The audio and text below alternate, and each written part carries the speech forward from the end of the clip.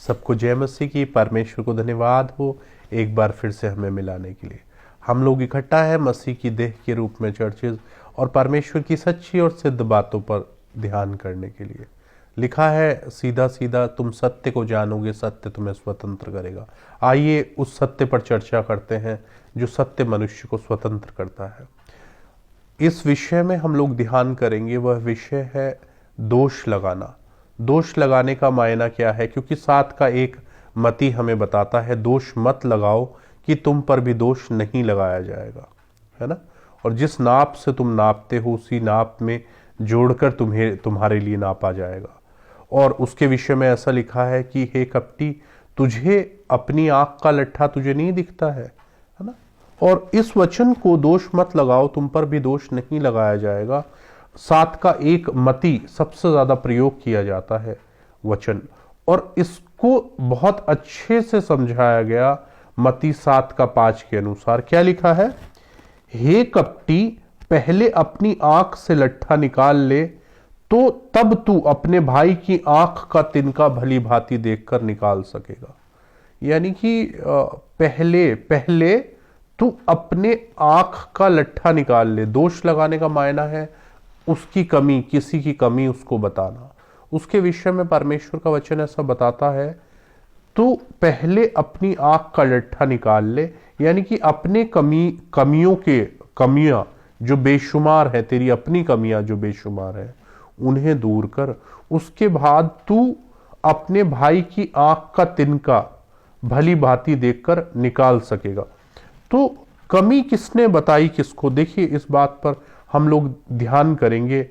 9 का 19 रोमियो की पुस्तक जो सबसे ज्यादा अच्छे से सुसमाचार को डिस्क्राइब करती है, यानी वर्णन करती है, उसमें लिखा है 9 का 19 के अनुसार परमेश्वर दोष लगाते हैं लोगों पर, है ना। और उसके वचन के अनुसार ऐसा लिखा है 12 के 48 यूहन्ना के अनुसार, तुम्हें दोषी ठहराने वाला मैं नहीं वरन वह वचन जो मैंने कहा। यानी कि वचन मनुष्य को दोषी ठहराता है ना। और उसके वचन के अनुसार ऐसा लिखा है 3 का 9 रोमियो में कि प्रेरित जो थे उन्होंने, प्रेरितों ने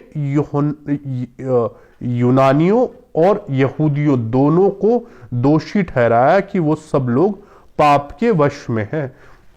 यानी कि परमेश्वर का वचन मनुष्य को दोषी ठहराता है, मानव जाति को दोषी ठहराता है, परमेश्वर लोगों को दोषी ठहराते हैं, दोषी बताते हैं, है ना। और हम 23 अध्याय मती में देखते हैं प्रभु ने पापियों को भी फटकारा नहीं, पापियों को नहीं फटकारा परमेश्वर ने। और फटकारा किसे, ज्ञानियों को, समझदारों को, और जो वचन के जानकार लोग थे उन्हें गंभीर फटकार लगाई, उनके दोष उन्हें बताए। और क्या बोला, तुमने परमेश्वर के राज्य की कुंजियां तो ले ली, लेकिन न तो तुम खुद प्रवेश करते हो और प्रवेश करने वालों को रोकते हो, है ना। तो हम देखते हैं किसी की कमियां उसको बताई गई, मानव जाति को उसकी कमियां बताई गई, उसकी खामियां, उन्हें फटकार लगाई गई। तो हम लोग बोलते हैं कि दोष मत लगाओ तो तुम पर भी दोष नहीं लगाया जाए, और जिस नाप से तुम लोगों को नापते हो उसी से तुम्हें नापा जाएगा। उसके लिए जरूरी है कि पहले अपनी आंख का लट्ठा, जो बताने वाला, कमियों को बताने वाला व्यक्ति है, जो कमियों को बताने वाला सेवक है या जीवन है, उसके अंदर वो बेशुमार कमियां अपने आप से नहीं पाई जानी चाहिए। देखिए इस वचन को बहुत अच्छी तरह से बताया गया है रोमियो 2 अध्याय रोमियो हमें क्या बताता है। उसके वचन के पहले वचन के अनुसार लिखा है, हे दोष लगाने वाले, तू कोई क्यों ना है, तू निरुत्तर है, क्योंकि जिस बात में तू दूसरों पर दोष लगाता है उसी बात में अपने आप को दोषी ठहराता है। यानी कि हम लोगों को हम लोग कह रहे हैं कि झूठ मत बोलना, निंदा मत करना, चुगली बुराइयां मत करना, शारीरिक काम मत करना, और मनुष्य खुद तो वह काम कर रहा है। और देखिए 2 तरह के उपदेश हैं इस दुनिया के अंदर। एक वह उपदेश जो मनुष्य अपने मुंह से देता है, जैसे हम अपने बच्चों को कहते हैं बेटा झूठ मत बोलना, सच्चे रास्ते पर चलना, ऐसे ऐसे ऐसे। और वही बच्चे खुद देखते हैं कि हमारे पापा तो खुद इतना झूठ बोलते हैं, तो वह उपदेश कौन सा है जो मनुष्य अपने मुंह से देता है, और एक वह उपदेश है जो मनुष्य अपने जीवन से देता है। जैसे प्रभु के दास प्रेरित लोग क्या बोलते हैं, मेरी सी चाल चलो जैसे मैं मसीह की सी चाल चलता हूं, है ना। इस बात को हमें दर्शाया भी गया। पतरस की पत्री में ऐसा लिखा है कि उन सेवकों का जीवन खुद एक नमूना होना चाहिए, है ना। क्योंकि देखिए 4 सुसमाचार तो यहां लिखे हैं, और वो 5वां जो सुसमाचार है वो कौन सा है, हमारी जीवन शैली। हमारी जीवन शैली, लोग हमें नहीं, परमेश्वर को नहीं देखते हैं, हमें देखते हैं, हमारे जीवन को देखते हैं। इस बात की गंभीरता को समझें चर्चेस। देखिए क्या लिखा है, हम जानते हैं ऐसे ऐसे काम करने वाले, यानी दोष लगाने वाले, जो खुद लोगों पर दोष लगा रहे हैं, लेकिन वो काम वह स्वयं करते हैं, इसलिए कि तू जो दोष लगाता है स्वयं वह काम करता है, तो तुझ पर ठीक ठीक दंड की आज्ञा होगी। इस बात को 23वें वचन में भी बताया गया। 23वां वचन ऐसा बताता है, 21 वचन में पहले लिखा है क्या तू जो दूसरों को सिखाता है अपने आप को नहीं सिखाता। मतलब हम लोगों को सिखाने चले जाते हैं, तो क्या हम अपने आप को नहीं सिखाते। यानी हे कपटी, पहले अपनी आंख में से, यानी अपनी आंख में मतलब अपने अंदर से वो कमियां, जो बेशुमार कमियां हैं, वो लट्ठानुमा कमियां, वो दूर कर, तब तू अपने भाई की आंख का तिनका, यानी जो कम कमियां हैं, उन्हें भती भांति देखकर निकाल सकेगा। यानी कि सबसे पहले तू जब खुद में ओवरकम होगा उन तमाम बातों से, तो तू लोगों को ओवरकम, अपने बहन भाइयों को ओवरकम होना सिखा सकेगा। इस बात की गंभीरता को हम लोग समझें। जैसे 14 के 10 में ऐसा लिखा है, देखिए 14 के 10 रोमियो ऐसा बताता है, तू अपने भाई पर क्यों दोष लगाता है, या तू क्यों अपने भाई को तुच्छ जानता है। क्या तू अपने भाई को तुच्छ जानता है, तू उस पर दोष लगा रहा है, तू अपने भाई को तुच्छ जानता है। मायना इसका क्या है कि हम लोग अपने भाई पर दोष लगाते हैं, यानी कि दोष लगाने का हमारा मोटिव क्या है, उसे जलील करना, उसको अपने आप को आत्मिक दिखाना, अच्छा दिखाना, या उसको इसे इस तरह से भी हम लोग समझेंगे। 1 कुरिन्थियों 4 अध्याय उसका 5वां वचन, जब तक प्रभु ना आए समय से पहले किसी बात का न्याय न करो, वही अंधकार में छिपी बातें ज्योति में दिखाएगा और मनों के अभिप्राय को प्रकट करेगा। यानी कि मनों के अभिप्राय को जब तक परमेश्वर ना आए। देखिए 2 तरह की बातें हैं। सबसे पहले हमारा दोष लगा, यानी कि किसी की कमियों को बताने का हमारा मोटिव है ना। जब तक परमेश्वर ना आए किसी भी बात का न्याय ना करो। जैसे हम लोग सबका ही न्याय करने के लिए तैयार रहते हैं, अपने घरों में हम बैठते हैं और सारी दुनिया का मनुष्य न्याय कर देता है।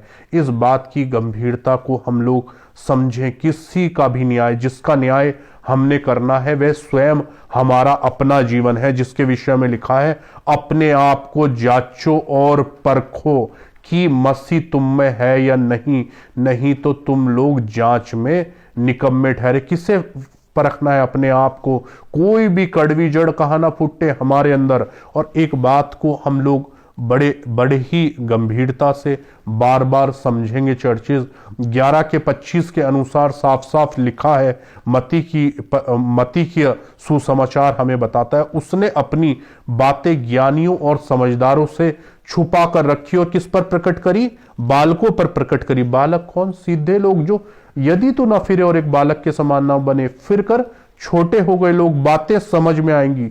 देखिए वचन का बीज किसके अंदर बोया जाता है, किसके अंदर कार्यरत होगा।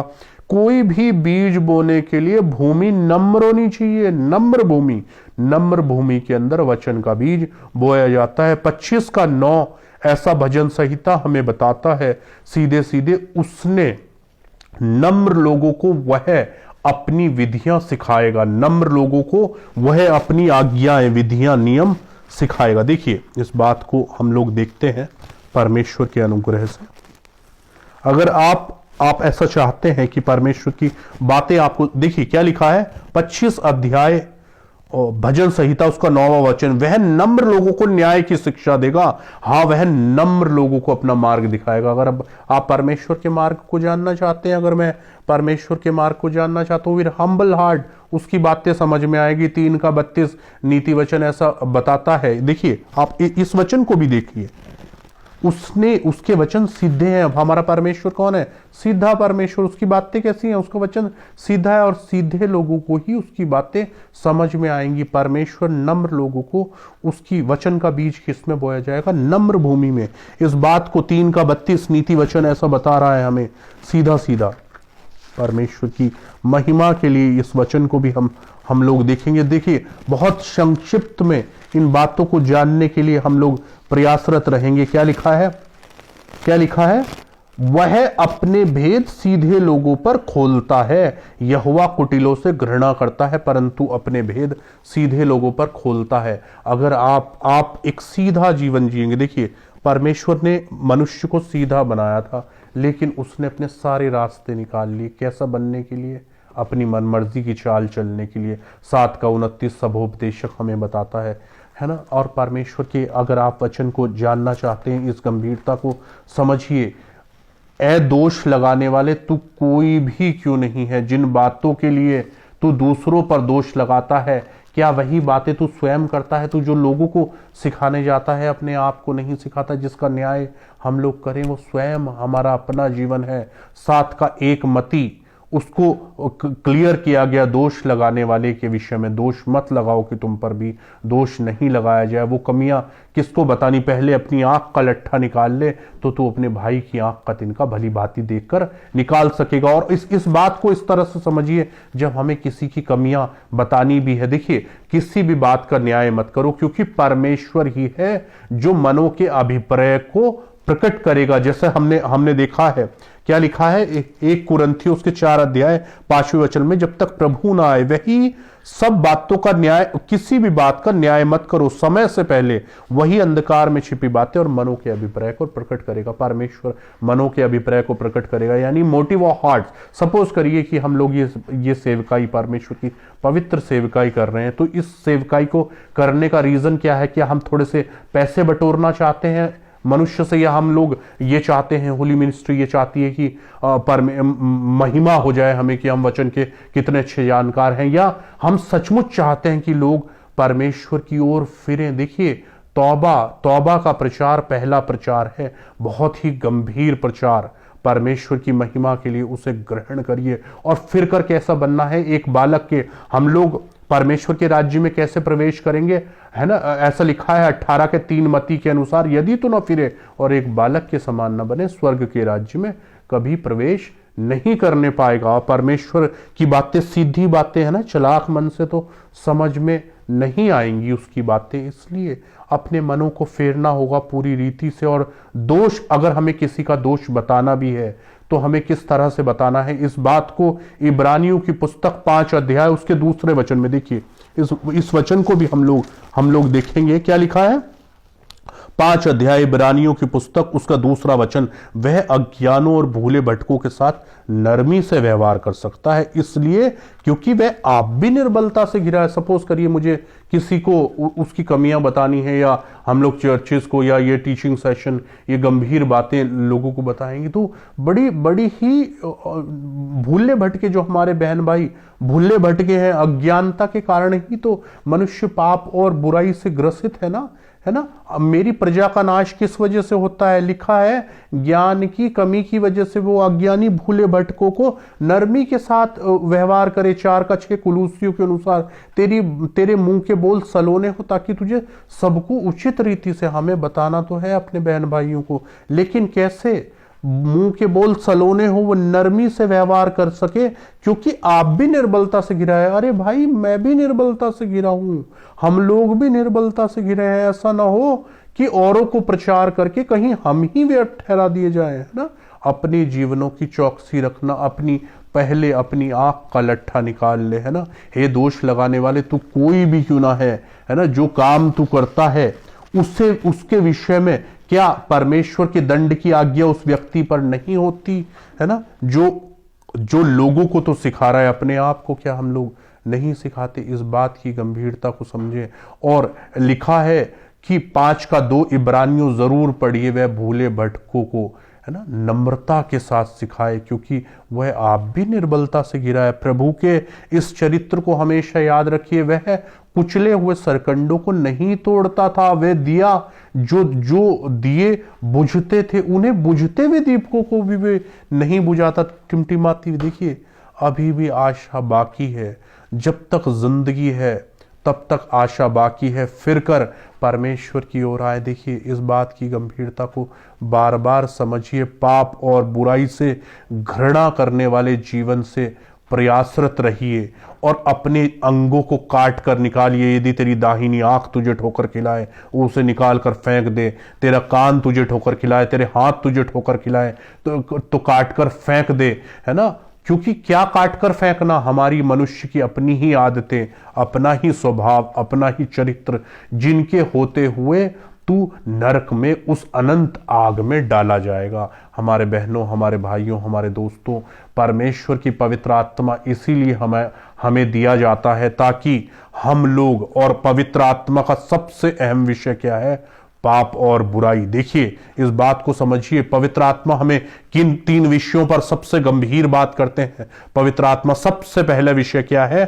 पाप। दूसरा विषय क्या है? धार्मिकता। और आने वाला न्याय। न्याय के लिए तैयार होने के लिए बहुत जरूरी है चर्चिज।